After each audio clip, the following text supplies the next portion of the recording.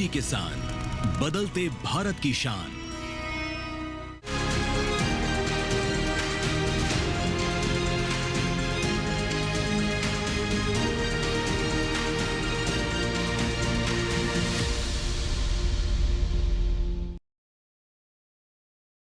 नमस्कार, आप देख रहे हैं दूरदर्शन किसान चैनल। कृषि दर्शन कार्यक्रम में मैं अदिति शर्मा आप सभी का स्वागत करती हूं।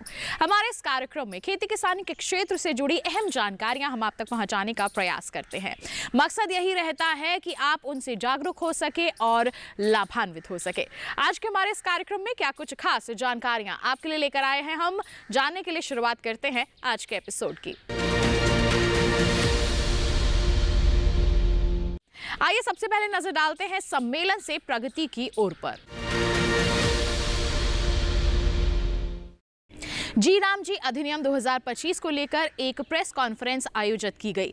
बता दें आपको कि इस कॉन्फ्रेंस के दौरान हमारे माननीय केंद्र कृषि एवं किसान कल्याण व ग्रामीण विकास मंत्री श्री शिवराज सिंह चौहान ने क्या कुछ कहा, आइए उसकी एक झलक आपको दिखाते हैं।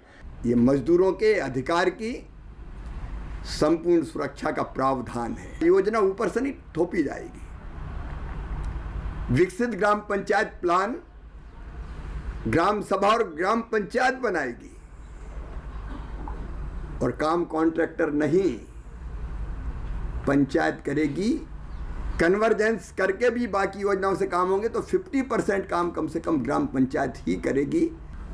और आने वाले वित्तीय वर्ष में ही जो प्रस्तावित प्रावधान है वह 1,51,282 करोड़ रुपया, जिसमें 95,600 करोड़ रुपए से ज्यादा केंद्र सरकार देगी और 9% प्रशासनिक व्यय मतलब लगभग 13,000 करोड़ से ज्यादा इसके लिए दिए कि मैट को, रोजगार सहायक को, टेक्निकल स्टाफ को ढंग से मानदेय तनख्वाह दी जा सके। उसने किसी का काम नहीं छिनेगा, ना मैट का छिनेगा, ना रोजगार सहायक का छिनेगा, ना टेक्निकल स्टाफ का छिनेगा, बल्कि समय पर ठीक मानदेय उनको मिल जाए। प्रशासनिक व्यय बढ़ा के इसका प्रावधान किया गया है। राज्य जो पैसा इसमें लगाएंगे 40% तो निवेश होगा राज्यों का गांवों के विकास के लिए, क्योंकि इसमें पूरी तरह से विकसित गांव के लिए इंफ्रास्ट्रक्चर बनाए जाएंगे। सड़क हो, पुल पुलिया हो, स्कूल हो, अस्पताल हो, आंगनबाड़ी भवन हो, खेत सड़क हो, रोजगार मूलक काम हो, सेल्फ हेल्प ग्रुप के लिए कोई इंफ्रा बनाना हो, एफपीओज को बनाना हो, पैक्स को बनाना हो, वो सारे काम इससे किए जाएंगे। प्राकृतिक आपदा से बचने के लिए या जल संरक्षण के लिए संरचनाएं बनानी हो तो वो भी बनाई जा सकेगी। तो ये तो निवेश है राज्य का विकास के लिए, गांव के विकास के लिए। प्राथमिकताएं तय की गई है। पहले SC ST, महिलाएं, बहनें हमारी, दिव्यांग और गरीब, ये हमारी प्राथमिकता है और इनको रोजगार वचनबद्धता है। आइए अब आपको दिखाते हैं सेगमेंट विज्ञान और किसान।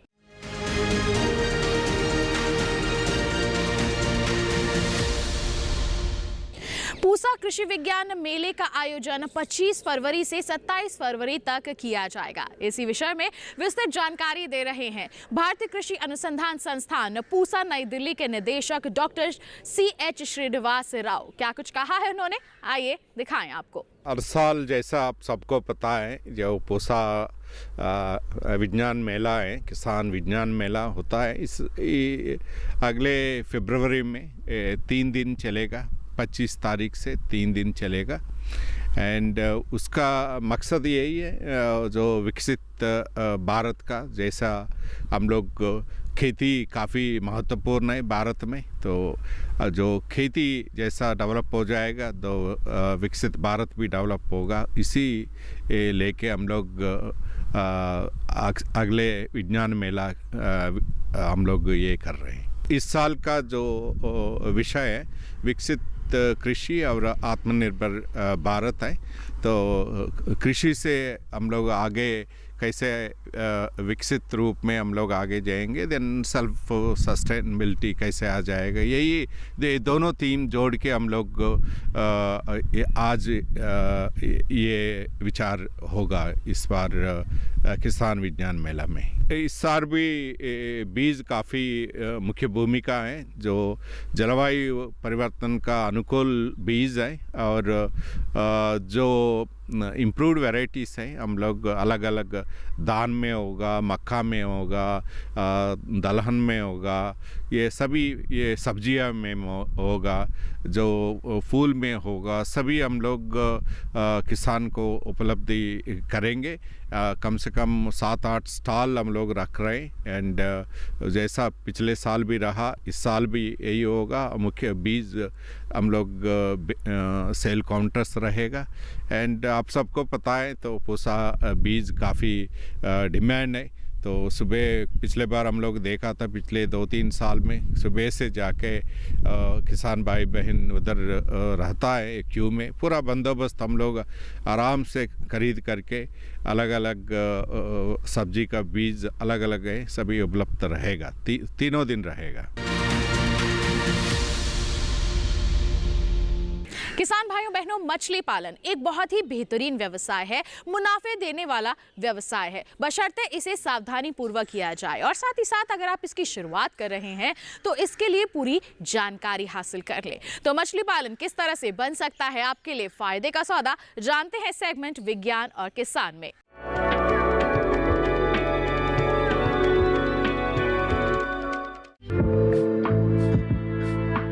मछली प्रोटीन का एक बहुत बड़ा स्रोत है। विश्व की लगभग 1 अरब लोग अपने दैनिक भोजन में प्रोटीन की आपूर्ति मछली को अपने भोजन में शामिल करते हैं। प्राकृतिक जल स्रोतों जैसे नदियां, समुद्र से मिलने वाली मछलियों की संख्या इसकी मांग के अनुसार बहुत कम है।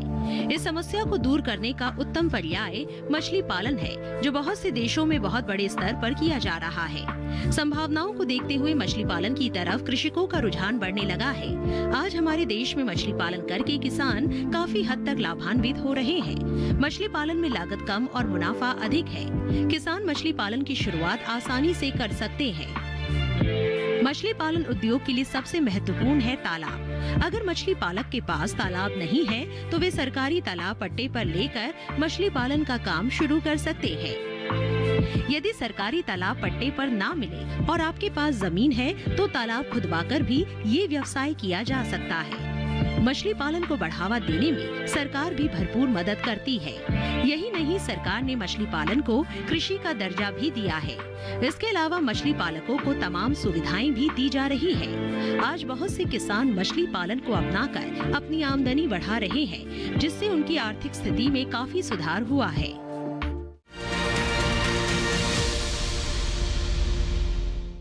कार्यक्रम में फिलहाल वक्त हो चला है एक छोटे से ब्रेक का। आप कहीं मत जाइए, हम जल्द ही हाजिर होंगे। बने रहिए दूरदर्शन किसान पर, देखते रहिए कार्यक्रम कृषि दर्शन।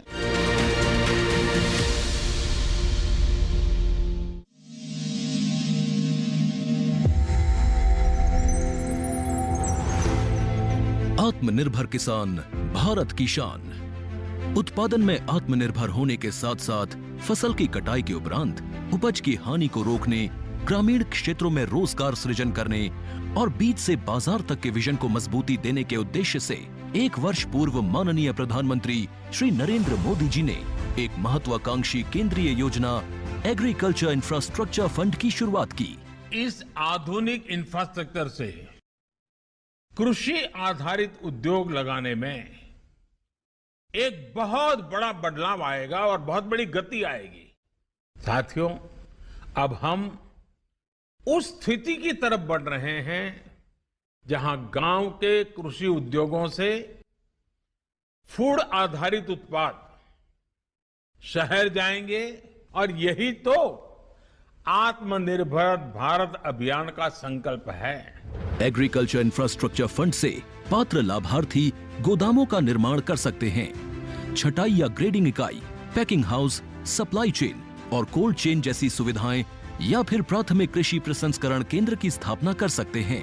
इस योजना के तहत पात्र लाभार्थियों को 2 करोड़ रुपए तक के ऋण पर अधिकतम 7 वर्ष के लिए ब्याज में 3% तक की छूट दी जा रही है।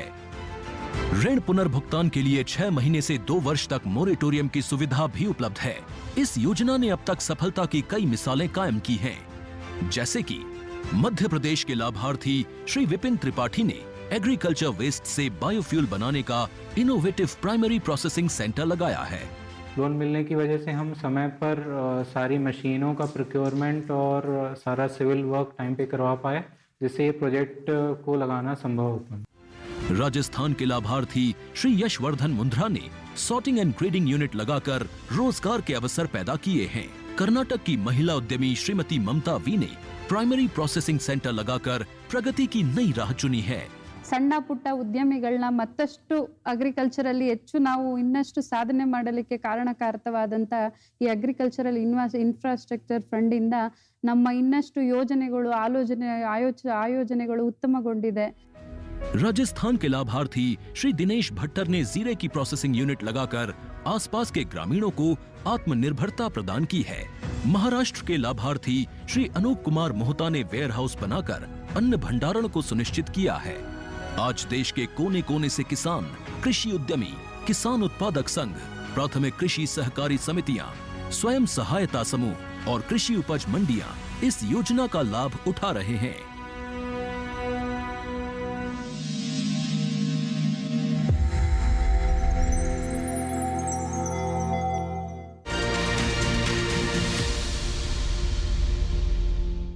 ब्रेक के बाद दूरदर्शन किसान चैनल के कार्यक्रम कृषि दर्शन में आप सभी का फिर से स्वागत है। आइए कार्यक्रम को आगे बढ़ाते हैं, नजर डालते हैं सेगमेंट कृषि स्टार्टअप पर।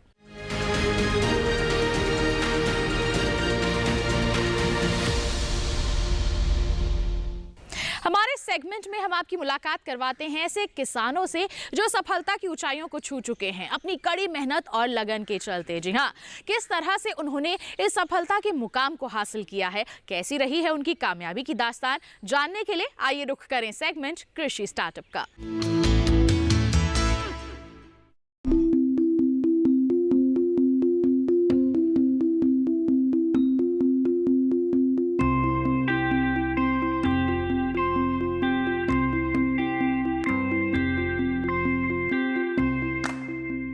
मधुमक्खी पालन करने से किसानों के लाभ का दायरा बढ़ रहा है। लखनऊ के निमित सिंह एक ऐसे युवा हैं जो बीटेक की पढ़ाई करके नौकरी के बजाय इसी कार्य से जुड़ गए हैं और एक सफल मधुमक्खी पालक हैं जो इस व्यवसाय को परंपरागत से आधुनिकता में ढालकर सामान्य मधुमक्खी पालन की तुलना में कई गुना आमदनी ले रहे हैं। जिनके पास आज के समय में 1200 मधु बक्से तो हैं ही, साथ ही वो मधुमक्खी पालन से जुड़े आधुनिक उपकरणों से सुसज्जित लैब भी चलाते हैं। इन बक्सों को लेकर ऐसे इलाके में स्थानांतरण करना पड़ता है जहां मधुमक्खियों को परागकण मिल सके, यानी उन्हें फूल मुहैया हो सके, जिस पर उनका जीवन चक्र चलता है। साथ ही कम मात्रा में सही शहद भी प्राप्त होता रहता है। खुद से जुड़े मधुमक्खी पालकों के लिए और खुद अपने शहद की अच्छी रिटेल मार्केटिंग के लिए निमित ने खुद शहद पैकिंग की आधुनिक यूनिट लगा रखी है और इस आधुनिक यूनिट में तैयार होते हैं शहद से जुड़े कई तरह के उत्पाद, जिसके लिए कई आधुनिक मशीनें लगा रखी हैं। जिसके शहद के बारे में एवं इन मशीनों और उनके काम के बारे में निमित सिंह एक एक करके बताएंगे।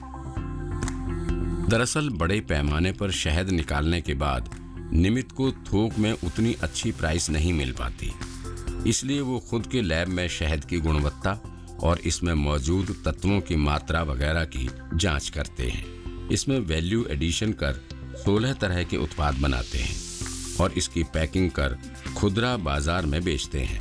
वो बताते हैं कि एक मधु बक्से से उन्हें लगभग 10,000 की कमाई हो जाती है।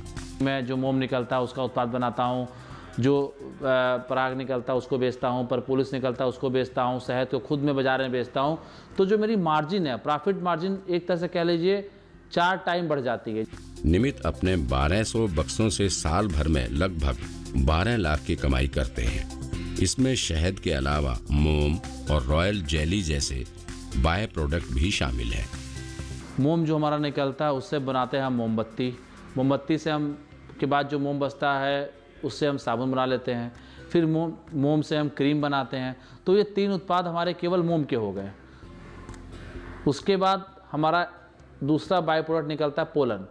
पोलन को हमारे पास ड्रायर है हमारे लेबोरेटरी में, तो ड्रायर में हम पोलन को सुखा के उसका मॉइस्चर कंटेंट कम करके उसको बाज़ार में हाईली रिच प्रोटीन डाइट की तरह हम उसको बेच सकते हैं। इस आधुनिक लैब में पहले ड्रम में शहद को स्टोर किया जाता है, फिर सीमित मात्रा की पैकिंग के लिए मशीन है। वैसे ड्रम से सीधे भी बोतल भरी जा सकती है। फिर डब्बों की कैंपिंग के लिए स्क्रू पंच मशीन की मदद लेते हैं। इससे पहले फील्ड से आए शहद में मौजूद तत्वों की मात्रा स्पेक्ट्रोफोटोमीटर से पता कर सैंपलिंग करते हैं। साथ ही पीएच मीटर से ये भी तय किया जाता है कि शहद किस फसल या फूल का है। छोटी छोटी मशीनें लाइक स्पेक्ट्रोफोटोमीटर, रेफ्रेक्टोमीटर मैं खुद अपने रख लिया और मैं उस पर खुद ही टेस्टिंग करने लगा। निमित सिंह मधुमक्खी पालन से कैसे अधिक से अधिक आमदनी ली जाए, इसके लिए वो इसके नए नए उत्पाद बनाने पर जोर देते हैं। आजकल बड़े बड़े होटलों में कॉम्ब हनी का प्रचलन बढ़ा है। कॉम्ब हनी को खाते समय ऐसा फील होता है जैसे च्युइंगम खा रहे हैं, जो हमारे दांतों का भी ख्याल रखता है। कॉम्ब हनी एक तरह से देखा जाए तो जो हमारा छत्ता होता है मधुमक्खी द्वारा बनाया हुआ, उसमें पूर्णतः मधुमक्खी पूरा शहद भरती है और भरने के बाद जब उस पर पूर्णतः एक मोम की परत जम जाती है तो उससे हम कॉम्ब हनी बोलते हैं। अब उसको हमें एक शेप देना होता है, या तो पूरा फ्रेम दें, फुल फ्रेम बोलें, या हाफ फ्रेम बोलें, या तो हम एक छोटा सा बॉक्स आता है उसको भी लगा सकते हैं। ये निकलने के बाद जब हम बक्से में शहद तैयार हो जाता है, उसको हम मशीन द्वारा शहद निकालते नहीं हैं। हम क्या करते हैं, इसको एज इट इज़ बाहर निकाल लेते हैं और इसको फ्रिज में लगा देते हैं। फ्रिज में लगाने के बाद इसका डिमांड ज़्यादातर होटल से होते हैं, होटल्स में डिमांड होते हैं, ज़्यादातर इसके पार्टीज में डिमांड होती है इसकी। इसे लाइक च्युइंगम हम खा सकते हैं इसमें, क्योंकि पूरा शहद जमा होता है और हमें इसे कट करना है और सीधे हमें इसे च्युइंग करके दांतों से च्युइंग करके हमें इसे खाना है। निमित सिंह जैसे प्रगतिशील मधुमक्खी पालक जो वक्त के साथ अपने व्यवसाय को ढालने में माहिर हैं, जो जानते हैं कि व्यवसाय में मुनाफा बढ़ाने के लिए कैसे आधुनिक तकनीक का इस्तेमाल करना चाहिए, वो एक मिसाल हैं वैसे युवाओं के लिए जो किसी व्यवसाय में हाथ लगाने से पहले उसके लाभ के दायरे को सीमित समझने लगते हैं। कार्यक्रम में फिलहाल वक्त हो चला है एक और छोटे से ब्रेक का। आप कहीं मत जाइए, हम जल्द ही हाजिर होंगे। बने रहिए दूरदर्शन किसान पर, देखते रहिए कार्यक्रम कृषि दर्शन।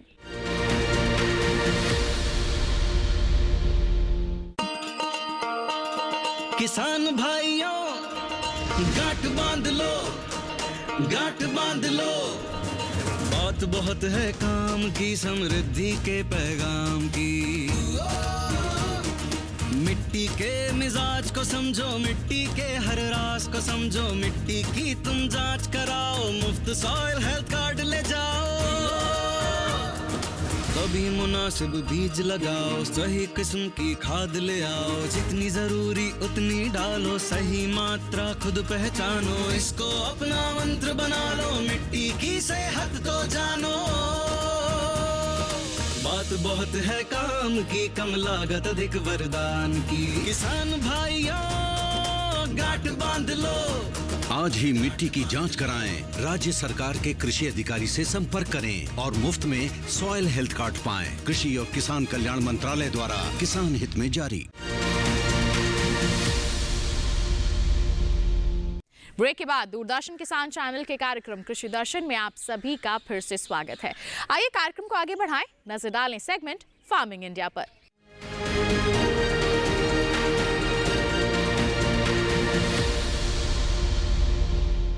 आज बात होगी एक छोटी सी एप्लीकेशन की, जी हाँ, जिसका नाम है इनाम एप्लीकेशन। एक मोबाइल एप्लीकेशन है जिसके माध्यम से आप विस्तृत जानकारी हासिल कर सकते हैं किसकी, अलग अलग जिन्सों के बाजार भाव की। बता दें आपको कि इस एप्लीकेशन के तहत देश की 1522 मंडियां लिस्टेड हैं, उनमें किस जिन्स के क्या बाजार भाव बने हुए हैं, इसकी जानकारी आप घर बैठे बैठे ही अपने मोबाइल फोन के माध्यम से हासिल कर सकते हैं। तो क्या प्रक्रिया है इस इनाम एप्लीकेशन को अपनाने की? इसमें रजिस्ट्रेशन करवाने करवाने की? आइए बताते हैं सेगमेंट फार्मिंग इंडिया के माध्यम से।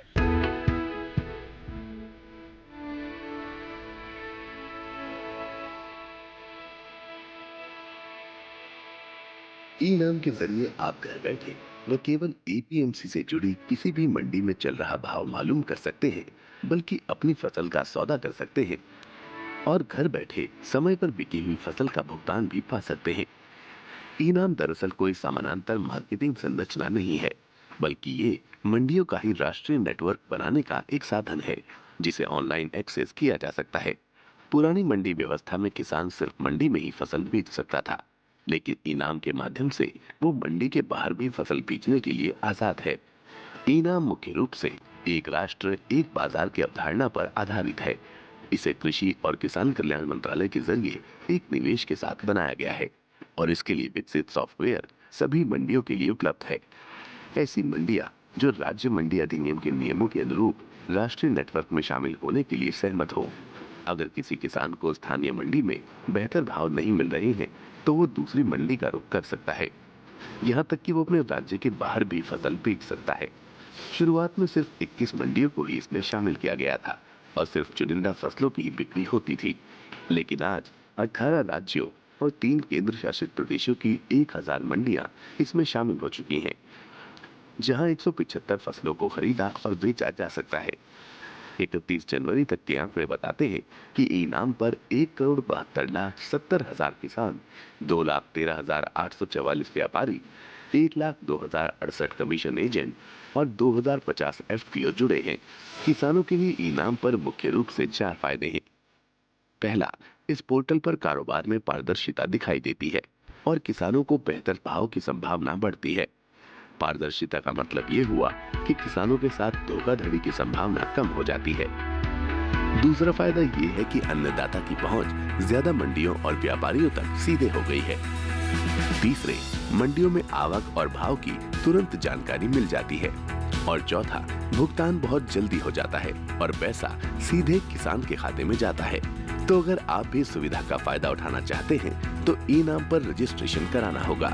रजिस्ट्रेशन की कोई फीस नहीं है।